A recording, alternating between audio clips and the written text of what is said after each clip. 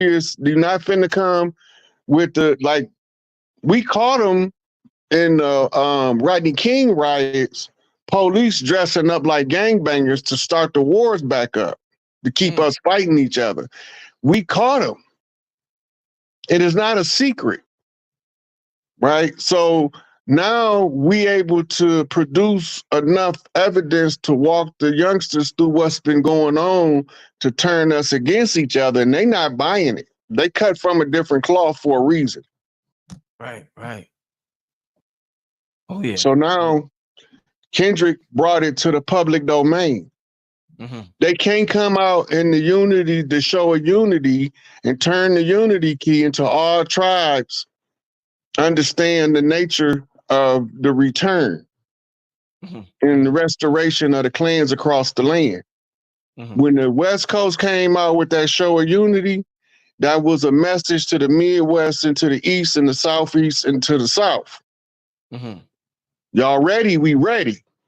If you go back and listen to what Kendrick said, he said, we unified now, we ready. Oh, yeah. What they ready for? That was a beautiful thing to see right there, Rob. That was a monumental milestone for us as a unified front against the colonizers. Yeah. And it's funny, the person he's battling against, so even if Drake just being the fall guy, he playing the part in order for us to pay attention to the stellar alignment so we could see what spirit is moving humans to do on Earth. Indeed. You know, so somebody had to be the bad guy. Yeah. So Drake took on the bad guy. He took on that role. Well, because Kendrick had to be the good guy. He had to be the one, the knight in shining armor that comes through and slays the dragon for the princess. Who's the princess? Just about to ask that. Who's the princess? He said, we ain't been right since who died? Who he said? He said Nipsey and he said Kobe. Right. All right. And the princess is Laura London. Because Laura London was the one who was riding a white horse in the photographs with Nipsey. So in order for Nipsey legacy to be solidified, one of his brethren had to stand up in order to solidify the legacy by confirmation. They reenacting an ancient story called it's called the Holy Drama. It's the story of the prince rising to power in the Osirian resurrection. Right? So when you see it play out in one genre, it's playing out somewhere else too. It's playing out in the political arena with different characters using the different format, but it's the same story being told. They finally starting to leak the fact that this Joe Biden stuff is deep fake on the mainstream news. And we've been talking about it, 3 years on your show? Yeah, no, definitely. About 3. So now they just not starting to leak it out. What make them start leaking it now? At the same time, they showing this LA unity. Right. In the mainstream media, this is they setting the stage for the grand finale. Bring down the towers. You know the CIA code name for the Twin Towers was called the Gemini Project. No, damn, bro, you going in there. Look, it's called the Gemini Project. It was set for September 11th, but it's really 7/11 because Sep means 7. Right? So we got the unknown tower is tower number 7. That didn't get hit by a plane, but it still fell. Right? So in the midst of what looked like 2 towers falling, you seeing 2 towers rising. So you're looking at a political move and a entertainment move that's parallel in the movements of the tribes. following the what they call the Gemini Code. I think it was a movie called The Gemini Man. It was, yeah. And it was some futuristic shit, right? It was something about some futuristic stuff. We in the future now from where we was when we was babies. We've arrived in the future of the child that was born when we was babies. We adults now. We didn't arrive in the future as babies, though. We rose into the future as adults. We got here. The future is when the new age begins. It's on the flip side of the Muhurta, but who's going to see the Muhurta when it's coming, and who's going to sound the alarm and let the people know? Because that's between two pillars. Right? So it opens up a gateway to the center of the universe for Prime Creator to send source codes in to be filtered through the women using the Schumann resonance and the solar flares. And the answers coming in the UV in order to adjust the genetics of the child, because the prayers of the women is answered through the womb. Right? So when the child becomes next generation, these babies born now, they're going to be on a whole nother level from the babies who were born as we grew up. Right? Because they got a different function.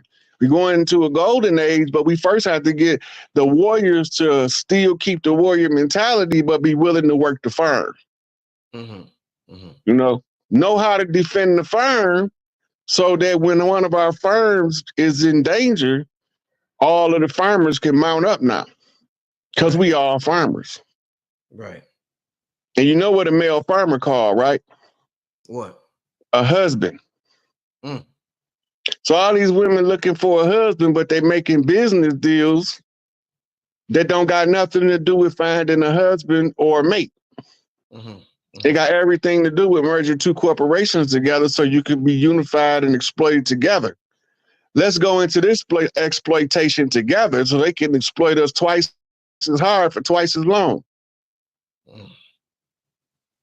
You know, a license is a permission to do something that's illegal. Think about that for a minute. You need a marriage license to get married. Who is illegal to get married? When was it ever illegal for somebody to get married? So you need a license to get married, or it's not recognized. The tribes don't need license, though. We get married by culture, right? My mama might take this chick's mama 15 blankets to represent 15 blankets of protection to turn something around off the union. It's political, it's spiritual. It don't got nothing to do with the government, though. But it got everything to do with the people. So when they looking for a husband, they really looking for a farmer. That's why they kicked us all off our farms with sharecropping agreements. To make the men unfit to be a husband because they don't know how to do nothing. But one of them boys on them country boys on the farm know how to do everything on the farm. You know, they can butcher the cattle, plant the crops, harvest the crops, repair the house, build a new barn. They know how to do it all. But a city slick only know what the people at the job taught him how to do at work. Even if he went to school and got a degree. Yeah. Damn, Rob, what you smoking today, man? You just went in for 15 minutes nonstop, man. That must be some good shit today, man. Hey, look, you know me, I stay ready. I don't gotta get ready. It was just outformation time for the information that was being relayed. Yeah. The question that you asked brought all that to the surface. Speaking of farming and crops, and there's specific times that you got to do certain things when it comes to farming. We're talking about the cosmos. We're talking about a new age that's coming along. Rod, should we be using new clocks? Do you think eventually we're going to have to implement new clocks as we enter this new golden age, Rod? To control the way time is told is to control the way people experience time. So it will be up to the collective if they think that we need a new system of understanding time.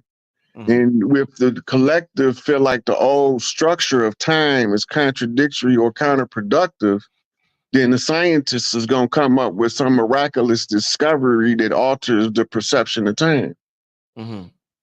We didn't know this mathematical formula, but once we solved it, this happened with the time continuum. A new discovery, because the collective will demand it.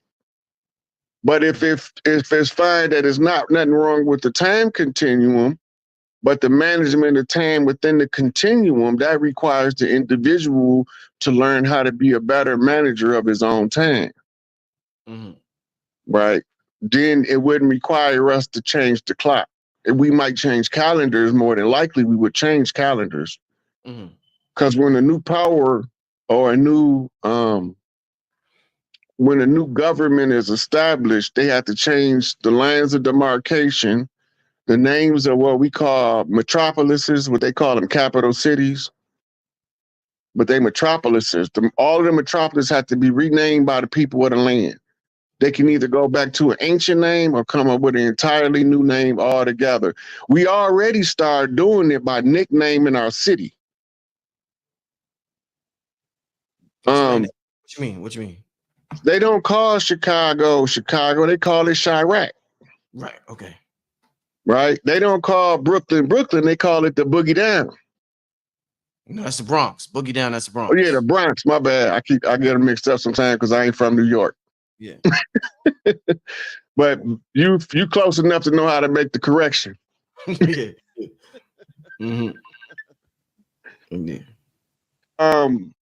We do this tribally.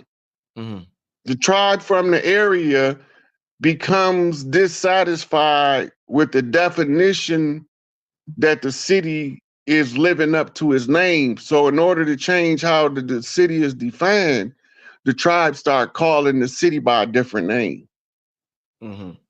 That's just the nature of the culture. Right? Like we don't just call Michigan, we call it the murder mitten. Right? All of these is the tribes being dissatisfied with the current conditions, telling the hierarchy and the chiefdom, fix this problem right here.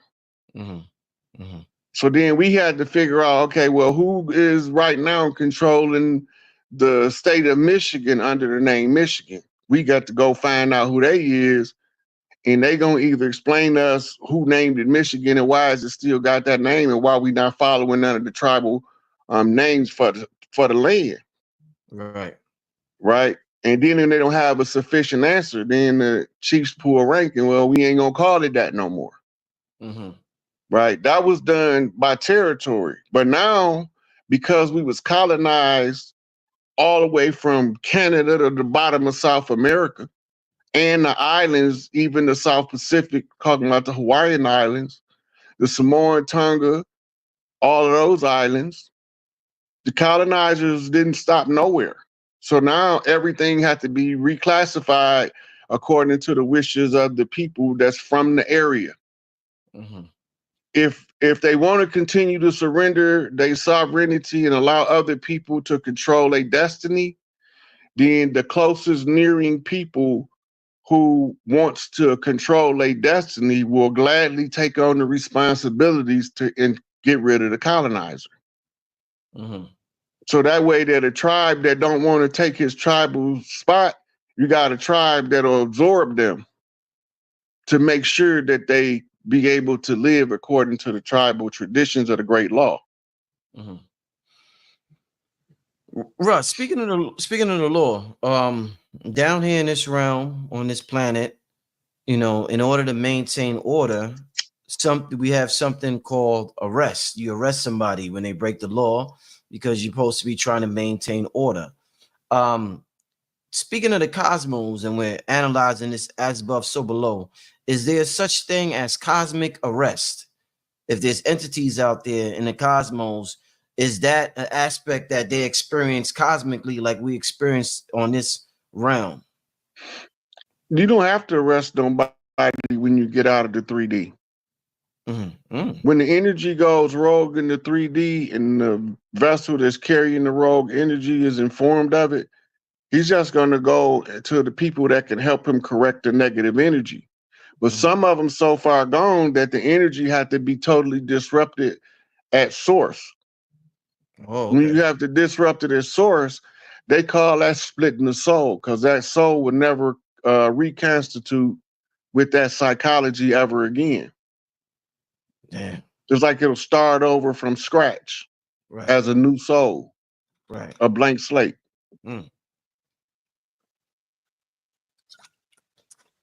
Now, in terms of entities that may be what we call negative or low vibrational, what's the highest dimension they could go? Because, you know, I hear people talking about this 11 dimension. I hear different numbers for how many dimensions there are, but is there a certain, like maybe they hang on the third, the fourth, or whatever? What's the highest dimension a low vibrational entity, you know, can go?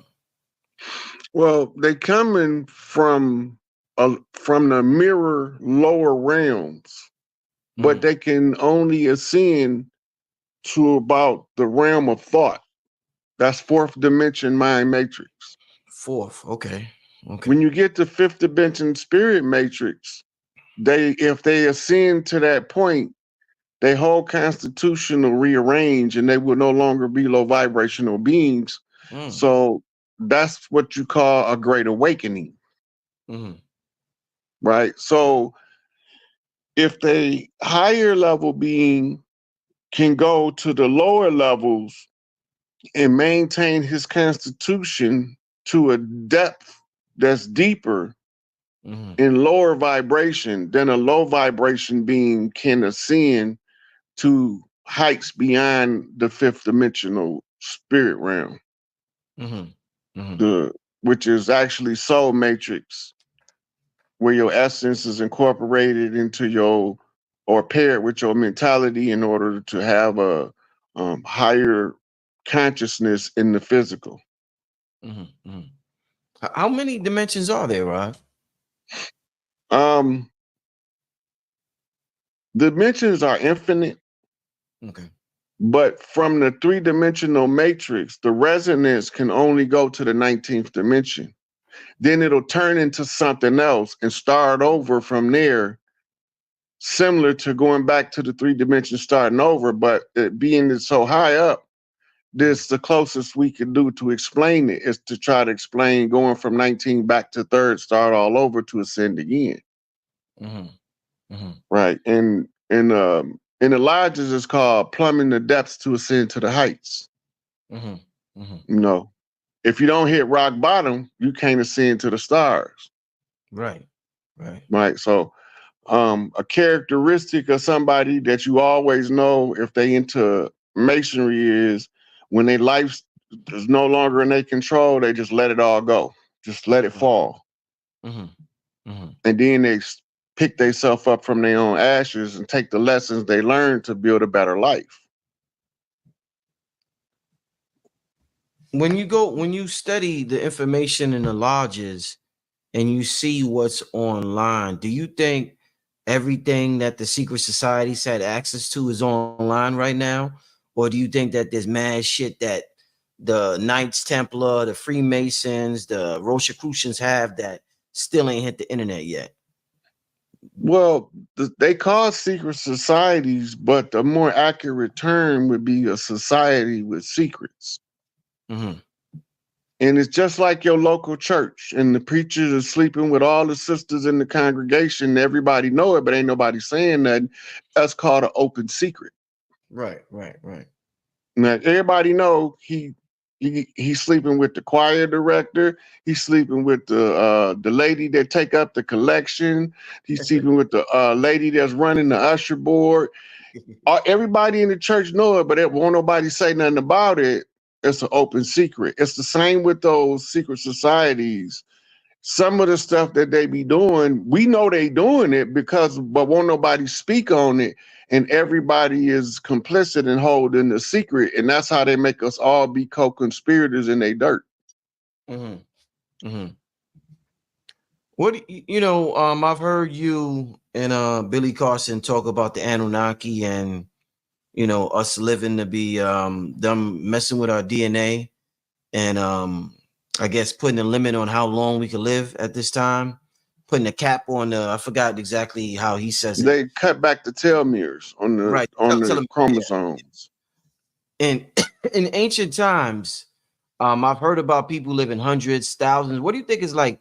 What was the longest you think we was living in antiquity? Like, was it beings that live hundreds of thousands, tens of thousands? Like, we eternal beings. The physical body is all it is an animated meat suit. It's just like a suit you go get from Brooks Brothers. Mm-hmm. The only difference is your mama had to knit it in her womb in order to sew your essence into it for you to be able to use it, or it won't fit you. It'll come out defective. They call it a birth defect. Mm. If she make a mistake in the weaving in the womb, we have birth defects.